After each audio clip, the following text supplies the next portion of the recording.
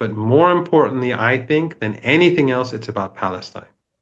Because Iran is the only country, alongside Yemen more recently when the revolution took place a decade ago, the only country that is sincerely supporting the Palestinian people, the only country, not the only entity. There are many people across the world, many parties, but the only country.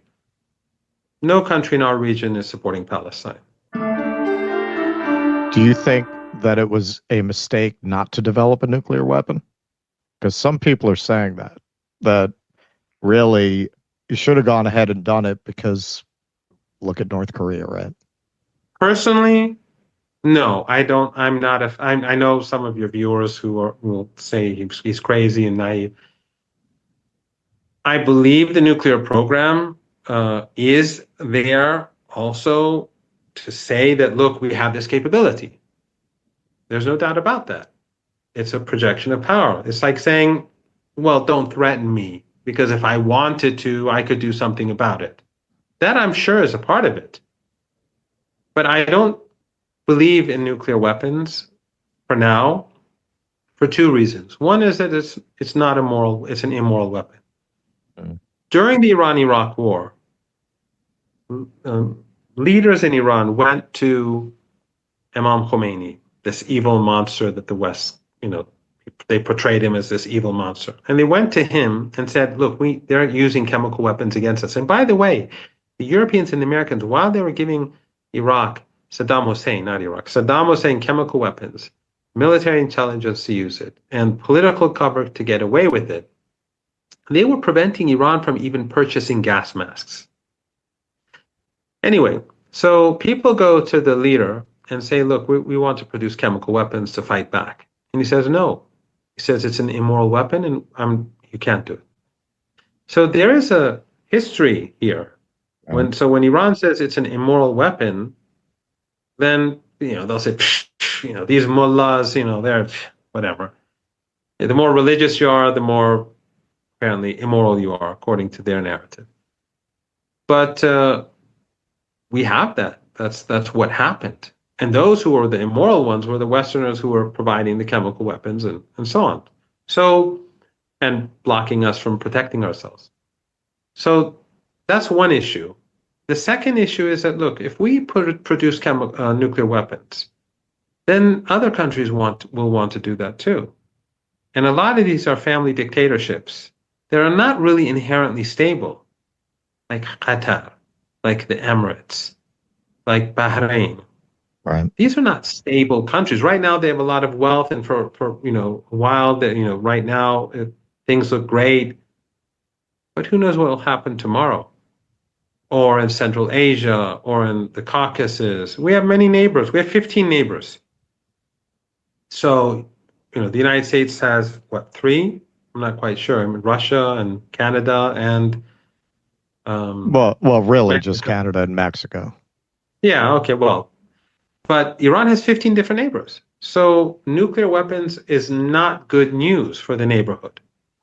However, the Iranians have said that if our nuclear program is, if the Americans attack, then we will leave the NPT and change, our nuclear doctrine will change.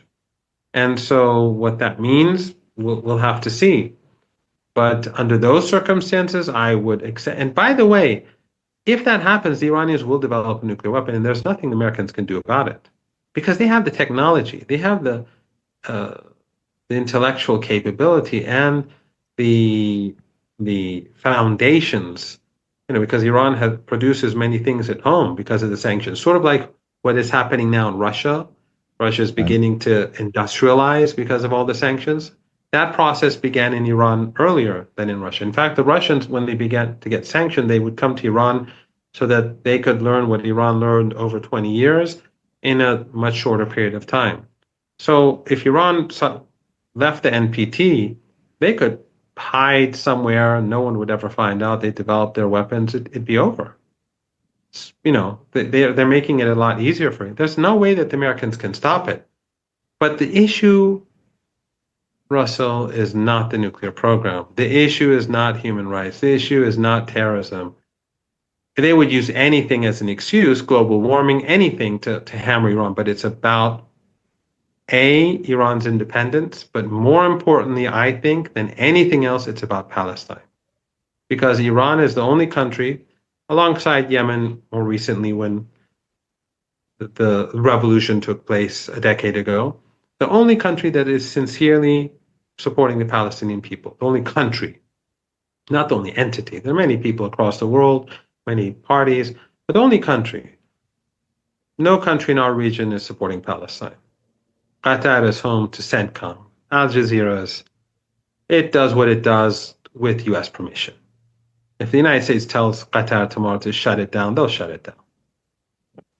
Turkey, they do business and trade. They transport oil from Iraq, Kurdish areas in Iraq and Syria, as well as from the Republic of Azerbaijan to Netanyahu.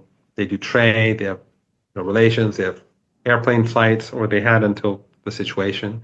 But none of these countries are going to do anything for the Palestinian people. I mean, they'll give lip service, and that lip service is basically about themselves. They want to show their people that we're the good guys. So the issue is Palestine. And yes, he is right, Pierce, that Iran wants to get rid of Israel, but not by bombing it with a nuclear weapon. That's rubbish. Not by killing all the Jews. That's nonsense. Iran wants it dismantled, like apartheid South Africa, like Rhodesia. That's it. Come see us on tour in Glasgow, Manchester, Belfast, Dublin, Liverpool, Birmingham, and London. Go to jimmydore.com for a link for tickets.